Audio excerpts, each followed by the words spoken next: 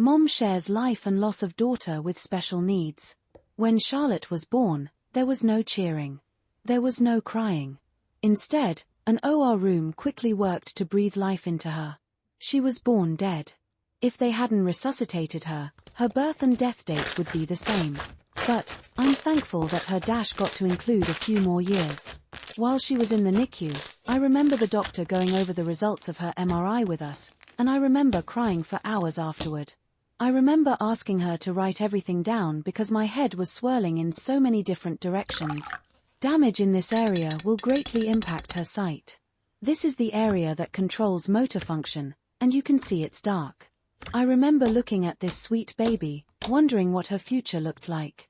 Over the next 5 years, we would get to know more and more about her birth injury. As it was explained to us, she wasn't getting worse, but as she gets older, more complications become evident. She required a wheelchair, a feeding tube, diapers, and was quadriplegic. That was just the beginning of the list of diagnoses I would recite every admission. We grew to be very comfortable in hospitals and had suitcases packed every virus season. As Charlotte grew, we realized more milestones were not being met. The biggest wake-up call was her sister, Lincoln, being born. I think, as special needs parents, we're emotionally prepared for our child to not meet some of the bigger milestones. It's the little ones that catch us off guard.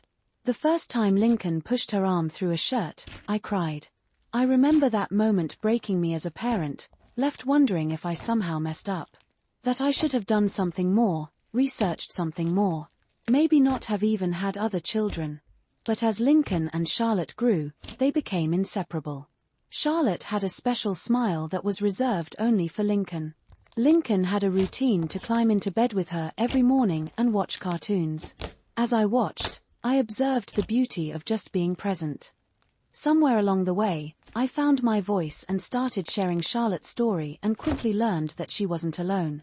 I began to connect with other moms halfway across the world who had children just like Charlotte, even people living in the same city as me.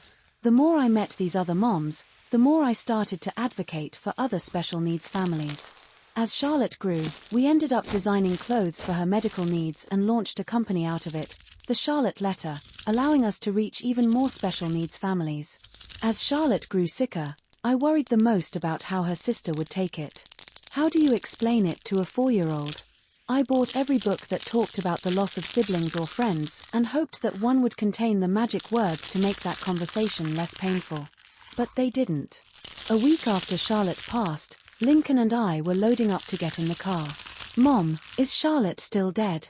While I knew it was her way of asking if she could sit in her car seat instead, the words felt like a knife to my heart. "Yes, honey, she's in heaven now with Jesus." She thought for a minute and asked, "Does she have a new body?"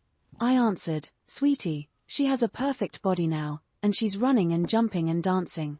Lincoln got excited and asked, "Are we going to be the best sisters ever?" I reassured her, fighting back tears, "Honey, you already are." That's the end of this story. I hope you enjoyed it. Thank you for listening and watching. Please let me know what you think about this in the comments. I would love to read about what you have to say. I hope you enjoyed this as much as I have. Please remember to like and subscribe to this channel. Have a nice day.